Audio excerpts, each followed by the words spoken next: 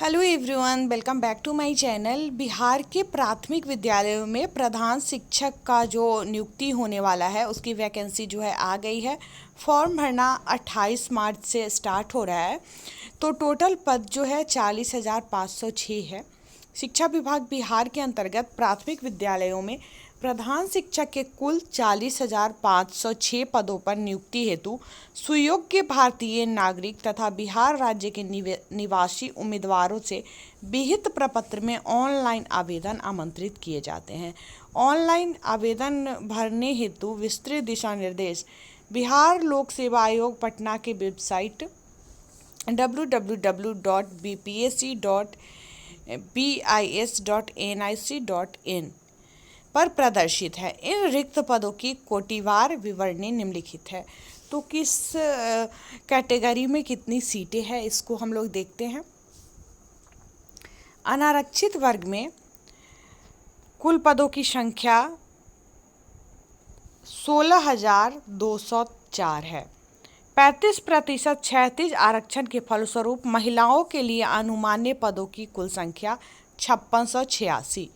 आर्थिक रूप से कमजोर वर्ग 4,046 और 35% क्षैतिज आरक्षण के फलस्वरूप महिलाओं के लिए अनुमानित पदों की कुल संख्या 1203। अनुसूचित जाति 6477 और महिला में 2430। अनुसूचित जनजाति 418 और महिलाओं के लिए 124। अत्यंत पिछड़ा वर्ग 7290, महिलाओं के लिए 2696। पिछड़ा वर्ग 4861, महिलाओं के लिए 1622।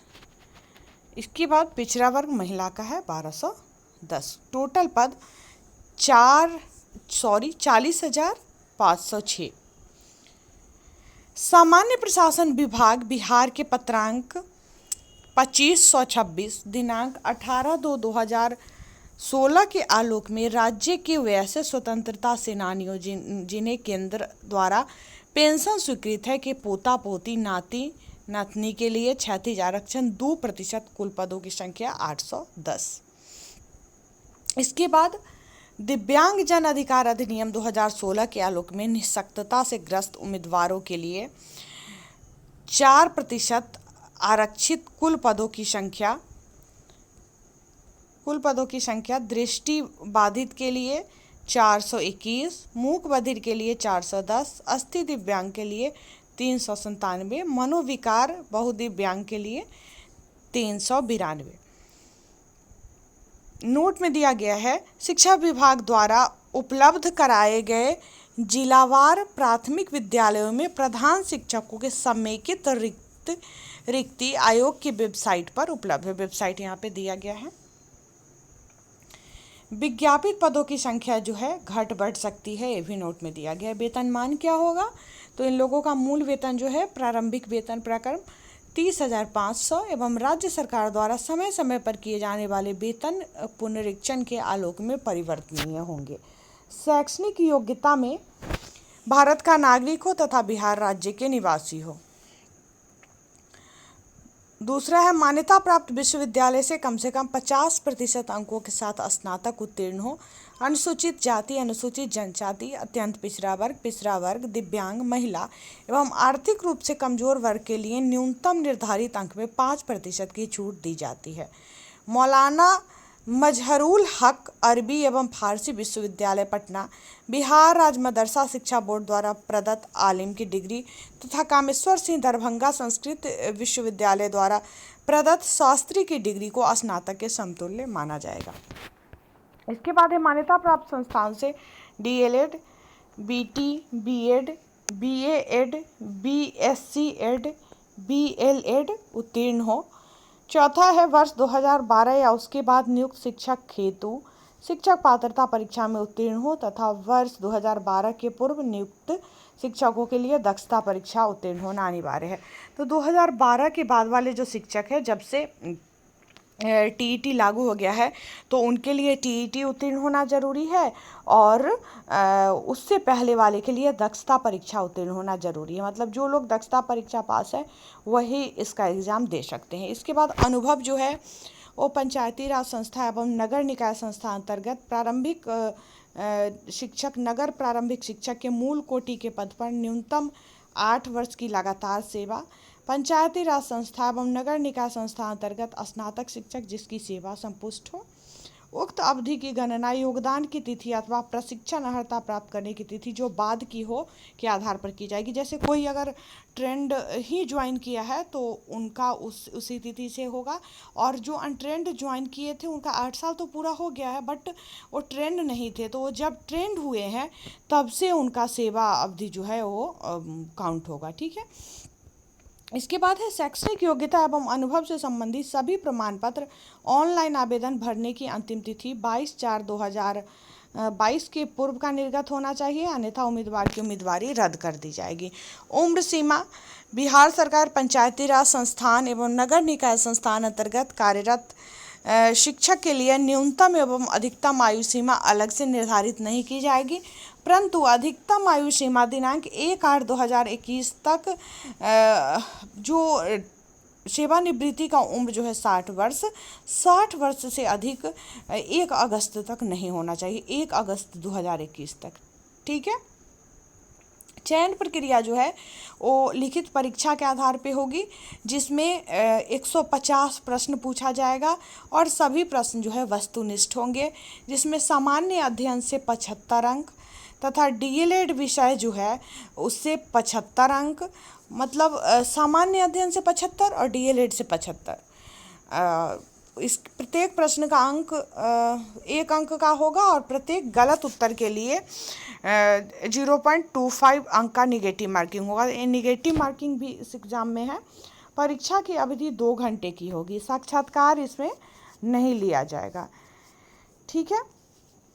कार्मिक एवं प्रशासनिक सुधार बिहार के संकल्प ज्ञापांक संख्या 2374 दिनांक 16/7/2007 एवं पत्रांक 6706 दिनांक 1/10/2008 के अनुसार लिखित परीक्षा में शामिल सामान्य वर्ग के उम्मीदवारों को 40%, पिछड़ा वर्ग के उम्मीदवारों को 36.5%, अत्यंत पिछड़ा वर्ग के लिए 34% एवं अनुसूचित जाति, अनुसूचित जनजाति, महिला तथा निःशक्त उम्मीदवारों को 32% न्यूनतम अर्हतांक प्राप्त करना अनिवार्य होगा। ठीक है। तो इसमें आपको पता चला क्या पूछा जाएगा, मतलब सिलेबस की जानकारी। सिलेबस इसका आ गया है अलग से, परीक्षा किस आधार पे चयन होगा, परीक्षा होगा इसका, निगेटिव मार्किंग भी होगी, लेकिन इसमें साक्षात्कार जो है वो नहीं लिया जाएगा। ठीक है।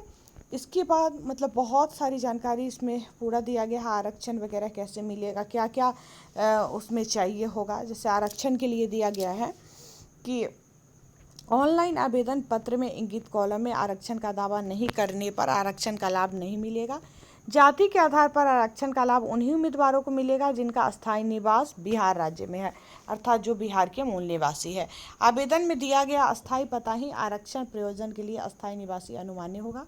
अनुसूचित जाति एवं अनुसूचित जनजाति के उम्मीदवारों को निम्नांकित प्रमाण पत्र जमा करना अनिवार्य होगा, जिसमें से जाति प्रमाण पत्र, अस्थायी निवास, मूल निवास यानी डोमिसाइल प्रमाण पत्र ये सब होना चाहिए। पिछड़ी जाति एवं अत्यंत पिछड़ी जाति के उम्मीदवारों को क्रीमी लेयर रहित प्रमाण पत्र जमा करना अनिवार्य होगा।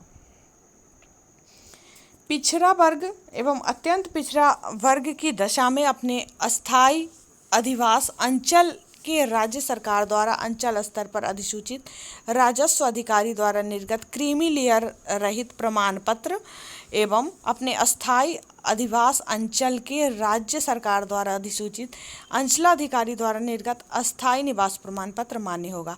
आरक्षण का दावा करने वाली विवाहित महिलाओं का जाति क्रीमी लेयर रहित प्रमाण पत्र उनके पिता के नाम एवं पता से निर्गत होना चाहिए, न कि उसके पति के नाम से। उपर्युक्त आरक्षण संबंधी सभी प्रमाण पत्र आयोग कार्यालय शिक्षा विभाग के सत्यापन के समय मूल रूप से प्रस्तुत नहीं करने पर आरक्षण का लाभ दे नहीं होगा। सामान्य प्रशासन विभाग बिहार की अधिसूचना संख्या 2622 दिनांक 26/2/2019 के आलोक में आर्थिक रूप से कमजोर वर्ग के लिए रिक्ति की उपलब्धता की स्थिति के नियमानुसार 10% आरक्षण देय होगा।